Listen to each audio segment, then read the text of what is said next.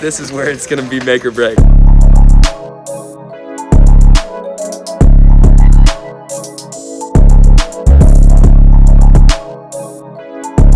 All right, we're playing basketball, guys. We were running threes. People we were running with just left, so we're gonna do a challenge because we want to keep balling. 10 3-pointers each. And the loser of that is gonna have to buy in for the minimum next time we go play at TCH and film a vlog. I think that's gonna be 50 or 60 bucks. Yes, whoever loses has to start with 50 bucks and either go broke or spit it up into a lot of money. Let's see what happens. Let's go. I really don't want my three-point shot to be broadcasted on the internet. It's kind of broke, so.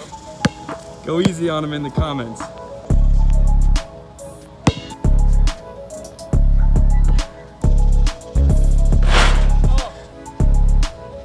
Oh, I will have to make a three.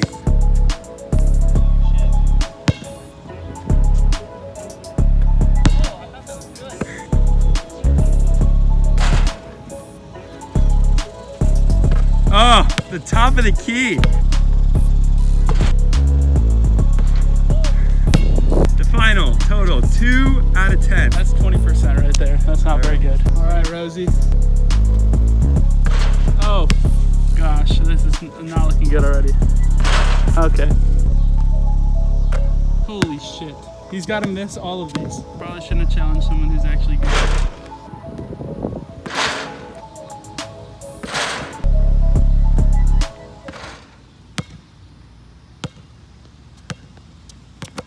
Drop a like, baby. Jack Biden for 50. Woo! Punishment time for our buddy Jello. Oh yes, and here's what is going on. Jack will be buying in for the minimum at 1-2. $60 is what we believe it is. He either has to go broke or spin it up. Yeah, I can't make my three-pointers, I guess, but you know what? We're gonna give a punishment right back to Rosie if I make more money than him today with only buying in for 60.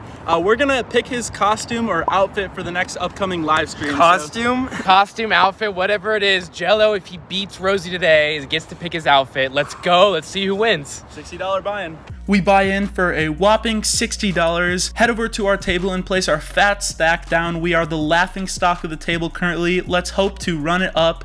First hand, we play a bomb pot and lose. We're at $55. Next hand, there are 2 limps to me. I look down at, oh my gosh, the Cowboys Pocket Kings. Couldn't be a better time for this. I think it'll look real bluffy if I just rip it all in, so I go ahead and do so. I bet $55 all in. Folds to the cutoff. He makes the call. Everyone else folds. We flip our cards over. He's got 9s. We run it once and hold. We double up, and Rosie, you are looking like you're gonna be in trouble because I am feeling good today. Let's see how much we can turn $60 into. First hand for me, let's start out with a banger, guys. Pocket aces on the button, the dream hand, the dream spot. We see under the gun straddle. This is a special player. His name is Graham. Graham has transferred to our table and said, I am only here to bust you, Rosie. So let's have some fun here, man. We see a limp from under the gun +1 gets to me. I raise it up. I make it 30. I think Graham's going to come along with anything. And sure enough, he does make the call. And +1 calls as well. We're going 3 ways in position to a flop of Queen 4-7 rainbow. We see Graham check. +1 rips it all in, but it's just for $20. I debate between calling and raising. I decide on just a call to keep Graham in here with whatever he's got, and he does tag along. So we are going heads up to a turn, which is the Jack of Hearts. It is the second heart on board.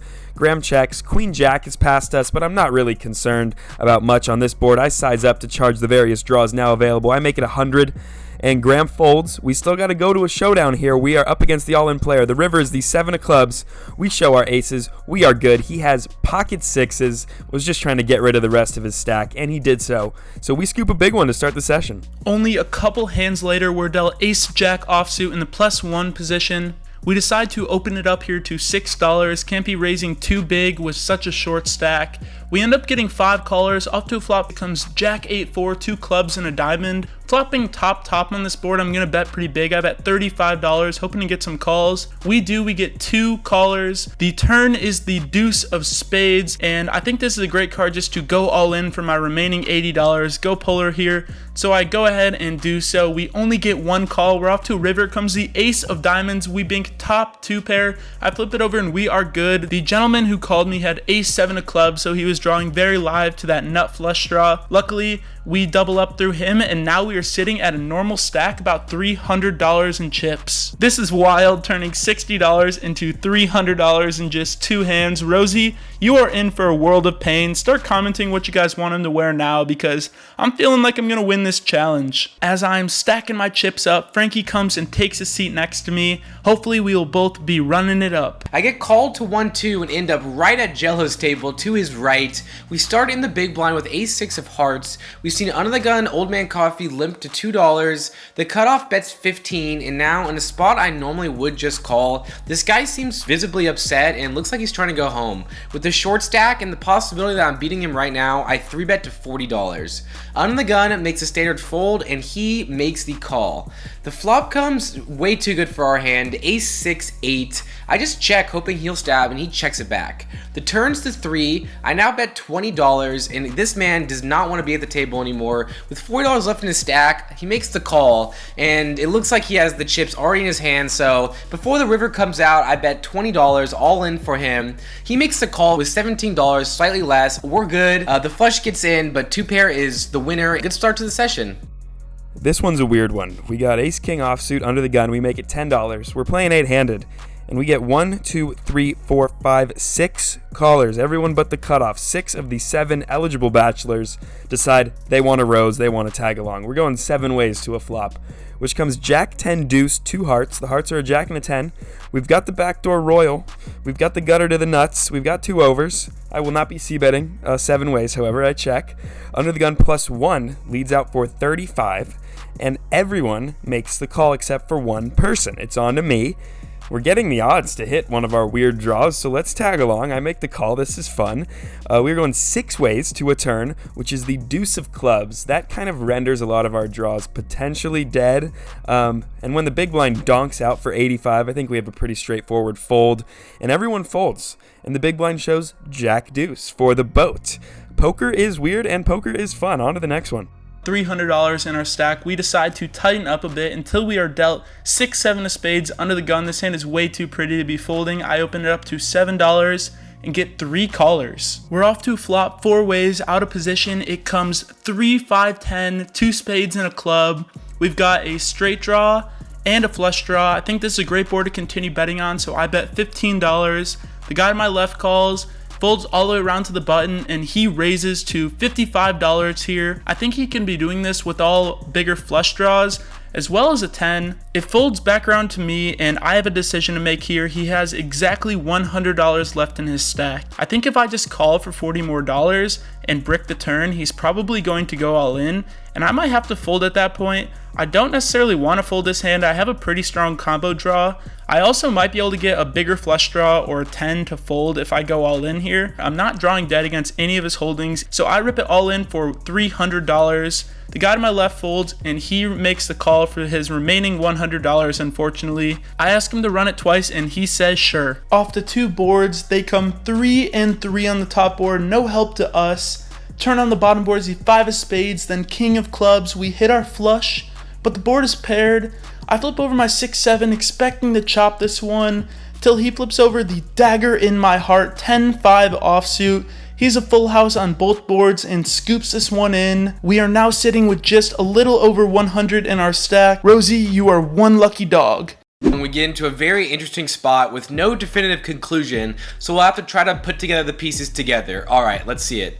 The cutoff limps. He does this with almost 100% of hands. The button, Trenton Fudge, friend of the channel now, he raises up to $20 on the button. It's 1, 2, 6 right now because of a straddle, and Trenton doesn't raise very often. He's also going to be pretty tight raising on a straddle. King Queen offsuit in the small blind. I don't want to 3-bet a strong range, so I just make the call here. I don't want to fold either. The straddler, who is also a tight player, makes the call, and the cutoff makes the call as well. The straddler says, I should have raised, under his breath, as we go to a flop. The flop comes 3 queen 6, 2 diamonds. We flop top pair. I check in flow, and now the straddler leads out on this flop for $20. The cutoff makes the call here. The button, the pre-flop aggressor folds, which makes me feel pretty good, but this guy is not going to be leading out here without a flush draw or a pair, and he said he should have raised, so maybe he has kings or aces. I'm actually going to make a raise here because I want to get more information on his hand. I feel like he's going to re-raise me if he has a set or a 2 pair in the situation, so I make it $70, trying to get value from flush draws and kind of get information as well. The straddler quickly makes the call, and the cutoff folds, going off to a turn card, which is the 8 of diamonds. Now I'm first to act. When the diamond gets there, I think that he's either going to have king queen, ace queen, or a flush here because he told me he should have raised, right? So I decide to turn my hand into a bluff to represent the flush and try to get folds from those type of hands. Even 2 pair, I think he might fold. I make it $150 on this turn card, and the straddler says, I can't do it with the flush. He folds the queen of spades. Doesn't show the second card and never tells me what he has, so this hand went from a value raise on the flop to a bluff on the turn with the king of diamonds in my hand. Let me know what you guys think. Not sure what he folded, but definitely happy with the result, winning a big pot. I was not really focusing this session as the Next Gen Poker coin launched, and I was really making sure that that was going smoothly. They're selling like hotcakes. Selling like hotcakes. So I missed the fact that the villain in this hand was a player that is extremely new to poker, and that is important information. So that being said, we've got pocket queens in the small blind. Under the gun makes it 10. There are 2 callers. I bump it up to 65. Under the gun folds. The first caller, the aforementioned villain, calls, and the other guy folds. Definitely not what I expect to happen, but we're going heads up out of position to a flop of ace, ace, 8, 2 clubs. I check. He bets $100 with 71 behind. I think he thinks that I'm scared of these aces in my 3-betting range that consists of kings, queens, jacks, 10s, blah, blah, blah. He's only got 71 behind. There's a flush draw to be had. I don't think calling makes much sense. I don't necessarily think we can fold. For those reasons, I rip it in, fingers crossed. He calls off to a run out in which the flush gets there on the turn. The river seems clean. He shows the ace-jack offsuit, and we lose. Had I known that this was an inexperienced poker player, obviously when he's going to put $100 across that betting line, I think he's going to have a good hand, and I think we could have made an exploitative fold. We did not. On to the next one. Ladies and gentlemen, there is a straddle in play to $10. We're playing 1-2-10. The low jack player who I said limps 100% of hands, he does the same here. He limps for $10. With ace-6 of hearts in the cutoff, I don't want to just limp in because this player is super loose in the straddle. I actually decided to raise it. I make it $31 to go. In this small blind, calls. The straddler calls and the low jack calls. Going to the board, which comes jack 8-5, 2 hearts. It checks all the way back to me, and I'm in position. I decide to go for a small bet. I don't know how many bets I'm going to have on this board usually into 3 players, but with the top flush draw, I think a bet is good. I bet $25, and we see a call from the straddler and folds from everyone else. Going to the turn, which is the 3 of hearts, we get there. Checks to me from the straddler, and I put this guy in super loose range. I want to keep him in there, and I also want to look weak myself. I don't want to bet big and make this guy think I have a flush. So I make an exploitative bet to $40 in this big pot. An under the gun player beats me into the pot. Going to the river, it's a 3 of clubs. I no longer have the nuts, and he snap bets 200. Trying to decide what to do with him having $300 left in his stack. After 10 seconds of waiting, he says, 6-3 good? What? 6-3? I'm like, what, dude? I know that 6-3 will call me if I go all in. He has been playing extremely loose. I rip it all in, and he calls. He says, you're good, and I flip over the flush. He shows me a 3, and we scoop the whole pot. Let's go. What? We are down to just $120 in our stack. We're in the small blind. We see an early position open to 15, and he gets 5 callers. I think this is a great spot to squeeze pretty much regardless of my hand. And we looked down at a premium ace-king offsuit. The guy to my left had these ski goggles he would put on every time he got into an intense hand. I told him I was going to go all in soon and asked to borrow them when I did so. When the action is on me, I asked the gentleman for his goggles. He hands them to me, I toss them on, and the rest is history. Put on the goggles. I'm all in. Folds around to the initial aggressor and he makes the flat call. Everyone else folds and we're off to a run out. The board comes 4-6 jack, no help to me, but the turn is an ace. I'm feeling good with my top pair top kicker. The river's a 4, so we have 2 pair now. I flip over my ace king thinking I am so good here, about to scoop in this pot. Till I look up at the hand he flips over, which has 2 aces in it. He turned the case ace for the top set and rivered a boat. We lose this one, but look on the bright side, at least now I can top up the 300. I'm only down $60 on the day, so hopefully I can still beat Rosey. Nice hand to this gentleman.